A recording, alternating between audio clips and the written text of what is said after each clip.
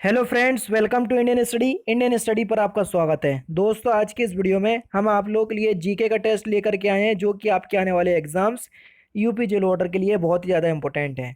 अगर आप यूपीएसआई की तैयारी कर रहे हैं तो आप इस टेस्ट को दे सकते हैं। यूपी लेखपाल, यूपी बीएड वाले भी इस टेस्ट को देख सकते हैं। तो चलिए स्टार्ट करते हैं और देखते हैं पहला क्वेश्चन। दोस्तों, आप सभी लोग जानते हैं कि यूपी जेल ऑर्डर का एग्ज़ाम नवंबर में होना है। तो इसलिए आजकल जो आपके देश में चल रहा है या वर्ल्ड में जो चल रहा है, तो वहाँ से क्वेश्चंस आपको देखने को बहुत ज़्यादा मिलेंगे। तो बहुत कल की जो छुट्टी थी, तो वो इसी वजह से मैं बिजी था, क्योंकि जीके के लिए मैं और अच्छा आप लोगों को मटेरियल प्रोवाइड करवाना चाह रहा था। तो इसलिए कल मैंने बहुत ज़्यादा जांच पड़ताल की और आप लोगों के लिए बढ़िया बढ़िया सेट पेपर लेकर के आया हूँ। अगर आपको लगे कि नहीं, यहाँ से क्वेश्चंस देखने को मिलेंगे ही, तो यार प्लीज़ वीडियो को लाइक ज़रूर कर दीजिएगा। उस इस वीडियो के लाइक का टारगेट भी हम 500 लाइक रखते हैं। अगर आपको वीडियो से कुछ भी सीखने को मिले तो वीडियो को लाइक करके मेरा उत्साह जरूर बढ़ाइएगा। पहला क्वेश्चन, किस महामारी ने भारत सहित संपूर्ण विश्व में तबाही मचा रखी है? तो बताने की जरूरत है नहीं है, आंख बंद करके भी आप इस क्वेश्चन का आंसर बता सकते हैं। तो सही आंसर हो जाएगा कोविड 19 या कोरोना वायरस। कोविड 19 नामक महामारी किस देश से प्रारंभ हुई? जो कि वो देश मानता ही नहीं है कि जो कोविड 19 है वो एक चाइनीज़ वायरस है, वो मानता ही नहीं है। तो सही आंसर हो जाएगा चीन। आप सभी लोग जानते हैं कि कोरोना वायरस जो है वो चीन से ही आया है, लेकिन चाइना तो चाइना ही है, आप समझ सकते हैं। कोविड 19 महामारी की उत्पत्ति चीन के किस शहर से हुई? ये भी आपको पता होना चाहिए। तो किस शहर से हुई? चीन के वुहान शहर से। पहला ऑप्शन आपका बिल्कुल करेक्ट, ठीक है। नेक्स्ट क्वेश्चन, कोरोना वायरस का नाम कोविड 19 किस संस्था ने रखा? वो भी आपको पता होना चाहिए। किसने रखा? WHO, world health organisation. समझ रहे? Important questions. कोरोना वायरस के प्रभाव से बचने के लिए भारत में लॉकडाउन 1 की घोषणा कब की गई? मोस्ट इम्पोर्टेंट क्वेश्चंस, क्योंकि आपको ये तो पता होगा कि लॉकडाउन हुआ, लेकिन कब से कब तक हुआ? और लॉकडाउन 1 ही सबसे ज़्यादा इंपॉर्टेंट होगा, क्योंकि सबसे पहले यही हुआ था।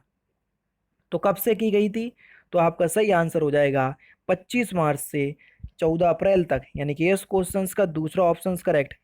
कोविड 19 बीमारी से बचने के लिए सरकार के दिए गए दिशा निर्देश में प्रमुख क्या है? जल्दी बताओ। हाथों की साबुन हाथों की या हाथों को साबुन से धोना, सैनिटाइजर से रेगुलर सफाई करना, ठीक है, नाक मुंह और मास्क या कपड़े से ढक रहना, ठीक है, सोशल डिस्टेंसिंग या फिजिकल डिस्टेंसिंग मेंटेन करना। तो आप सभी लोग जानते हैं ये सारे दिशा निर्देश भारत सरकार के द्वारा जारी किए गए थे। चौथा ऑप्शन करेक्ट। कोरोना वायरस संक्रमण के खतरे और जोखिम का आकलन करने में मदद करने वाले केंद्र सरकार के ऐप का नाम क्या है? बहुत इंपॉर्टेंट क्वेश्चंस, और आप सभी लोग जानते हैं ये ऐप ने कई रिकॉर्ड तोड़े थे। तो कौन सा ऐप है? आरोग्य सेतु ऐप। पहला ही ऑप्शन करेक्ट। बताओ, अब तो उम्मीद लग रही है ना कि जो मैं सेट पेपर लेकर के आया हूँ वाकई में काबिले तारीफ है। तो यार मेरे साथ बस मेहनत करते रहो बच्चों, और मेरा सपोर्ट करते रहो। सारी चीज़ फ्री में प्रोवाइड करवाऊंगा। आप खुद बताओ, फ्री में सारी चीज़ आपको प्रोवाइड करवा रहा? अभी तक आपसे कोई भी पैसे की डिमांड करी? जब तक मेरे ऊपर लोड नहीं बढ़ेगा तब तक मैं आप लोगों से पैसे मांगूंगा ही नहीं। समझ रहे? हाँ, जब मैं 2-3 लोगों को रख लूंगा काम पे, तो उनका खर्चा तो मुझे देना ही पड़ेगा, तब वो अलग बात हो गई। अभी जब तक मैं काम कर सकता हूं तब तक मैं आपको फ्री में ही सारी चीज़ें प्रोवाइड करवाऊंगा, इस बात को ध्यान रखना। नेक्स्ट क्वेश्चन, एलिफेंटा की गुफाएं किस राज्य में स्थित हैं? तो ये महाराष्ट्र राज्य में स्थित हैं। दूसरा ऑप्शन करेक्ट। नीति आयोग किस प्रकार का निकाय है? आप सभी लोग जानते हैं नीति आयोग के अध्यक्ष होते हैं प्रधानमंत्री। नीति का फुल फॉर्म होता है national institution for transforming India, और ये एक प्रकार का गैर संवैधानिक निकाय है। यानी कि इस क्वेश्चन का कौन सा? पहला ही ऑप्शन करेक्ट है, क्योंकि ये केवल सलाह देने वाला विषय है। पहला ही ऑप्शन करेक्ट। निम्नलिखित में से किसके द्वारा संविधान में संशोधन किया जा सकता है? तो कौन कर सकता है? संसद ही करेगी। पहला ऑप्शन करेक्ट। दूध का दही में परिवर्तन होना किसके कारण होता है? दूध का दही में परिवर्तन होना ये जीवाणु द्वारा होता है। अच्छा, दूध का दही बनना ये किस प्रकार का परिवर्तन है? ये एक प्रकार का रासायनिक परिवर्तन है, ठीक है। कौन सा? रासायनिक परिवर्तन। अच्छा, भौतिक परिवर्तन कौन से होते हैं? जैसे पानी का बर्फ बनना, पानी का बर्फ बनना, ये क्या है? ये एक प्रकार का भौतिक परिवर्तन है। कौन सा? भौतिक परिवर्तन। क्यों? क्योंकि पानी से बर्फ बन जाएगी, दोबारा बर्फ को गर्म करेंगे तो पानी बन जाएगा। तो ये भौतिक परिवर्तन होते हैं जो अपनी प्रारंभिक स्थिति में वापस आ जाते हैं।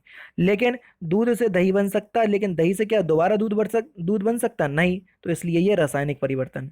सौर ऊर्जा का स्रोत क्या है? तो आप सभी लोग जानते हैं सौर ऊर्जा का स्रोत है नाभिकीय संलयन। पहला ऑप्शन करेक्ट।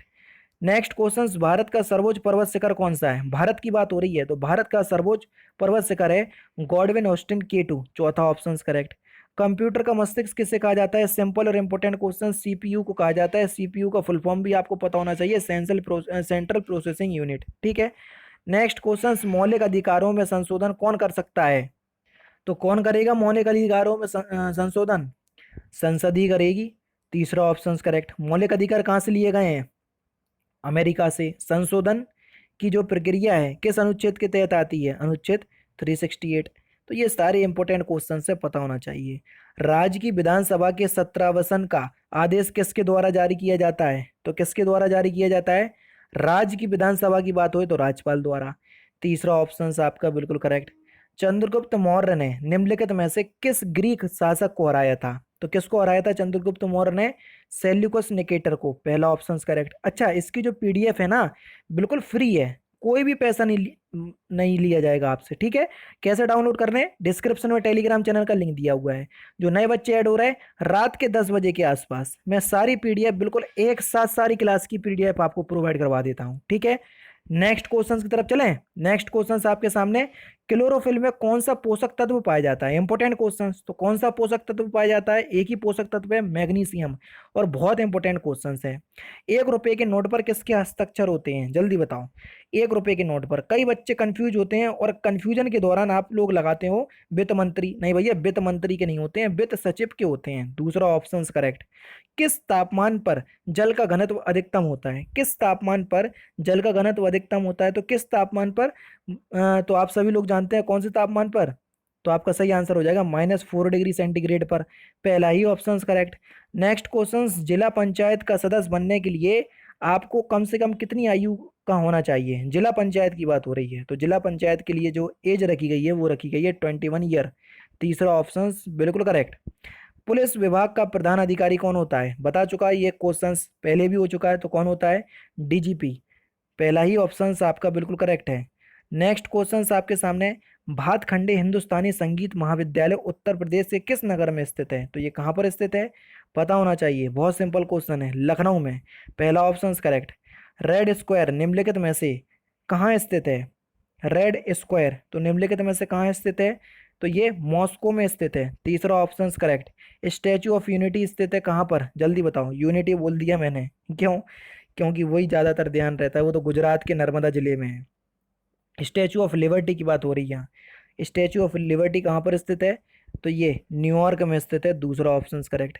1905 में बंगाल विभाजन की घोषणा किसके शासनकाल में हुई थी? जल्दी बताओ, सिंपल और इंपोर्टेंट क्वेश्चंस। लॉर्ड कर्जन के शासनकाल में हुई थी। तीसरा ऑप्शन बिल्कुल करेक्ट। भारत में सर्वप्रथम जनगणना कब की गई थी? जल्दी बताओ। तो भारत में सर्वप्रथम जनगणना जो है 1872 में की गई थी। और किसके समय? मेयो के समय की गई थी, लॉर्ड मेयो के समय। ठीक है ना, ये भी पूछा जाता है इसलिए मैंने आपको बता दिया। खट्टे फल में कौन सा विटामिन पाया जाता है? तो खट्टे फलों में जो विटामिन पाया जाता है वो पाया जाता है आपका विटामिन सी। इसी कारण जो आपका कच्चा आम होता है उसमें विटामिन सी देखने को मिलेगा, पक्के आम में विटामिन ए देखने को मिलेगा। समझ रहे हैं ना? विटामिन सी का सबसे अच्छा स्रोत है आंवला। उसके बाद अगर हम बात करें तो नींबू भी हो सकता है। ठीक है। नेक्स्ट क्वेश्चन की तरफ चलें। नेक्स्ट क्वेश्चन, शुद्ध सोना कितने कैरेट का होता है? आप सोना लेने जाओगे तो कितने कैरेट का बिल्कुल शुद्ध, बिल्कुल प्योर लेके आओगे? तो कितने कैरेट का होता है? 18 कैरेट? नहीं, 18 कैरेट वाला लेकिन क्वेश्चन आता। तो आपका सही आंसर हो जाएगा 24 कैरेट का। दूसरा ऑप्शन करेक्ट। एक क्वेश्चन आता है, अगर आप कोई सोने का आभूषण लेने गए और उसमें 18 कैरेट सोना है तो आपको कितना प्रतिशत शुद्ध सोना मिला? इस तरीके का क्वेश्चन आता। अब देखना, 18 कैरेट सोना हमने लिया, टोटल होता है 24 कैरेट का, परसेंटेज हमसे पूछा है तो 100%। 6 से काट दो, 6 × 3 = 18, 6 × 4 = 24, 4 से काट दो, 25 × 12 = 25, 75, यानी कि 75% हम उस आभूषण में सोना लेकर के आए। तो इस तरीके से क्वेश्चंस पूछा जाता है। तो मैंने आपको यहाँ पर बता दिया। निम्नलिखित में से किसके शासनकाल में स्थायी बंदोबस्त आरंभ किया गया था? तो किसके शासनकाल में? लॉर्ड कॉर्नवालिस के। तीसरा ऑप्शन करेक्ट। टेस्ट क्रिकेट में सर्वाधिक शतक लगाने वाला खिलाड़ी कौन है? तो एक ही खिलाड़ी है, कौन? सचिन तेंदुलकर। दूसरा ऑप्शन करेक्ट। नोबेल पुरस्कार कुल कितने क्षेत्रों में दिए जाते हैं? कितने क्षेत्रों में? 6 क्षेत्रों में दिए जाते हैं। इसके लिए मैंने आप लोगों को एक ट्रिक भी रटाई है। ट्रिक का नाम क्या है? तो ट्रिक का नाम हो जाएगा PCM, सॉरी PCB। क्या हो जाएगा? पीसी PCB और SSE, नहीं PCM ही है, PCM है, PCB नहीं है। फिजिक्स के केमिस्ट्री का, और जो हो जाएगा आपका बी ही है। समझ रहे हैं ना? थोड़ा सा मैं कंफ्यूज हो रहा हूँ। बी से या एम भी लिख सकते हैं आप, ठीक है। PCM, एम से हो जाता है मेडिकल, एस से साहित्य, एस से शांति, और ई से होता है आपका इकोनॉमिक्स।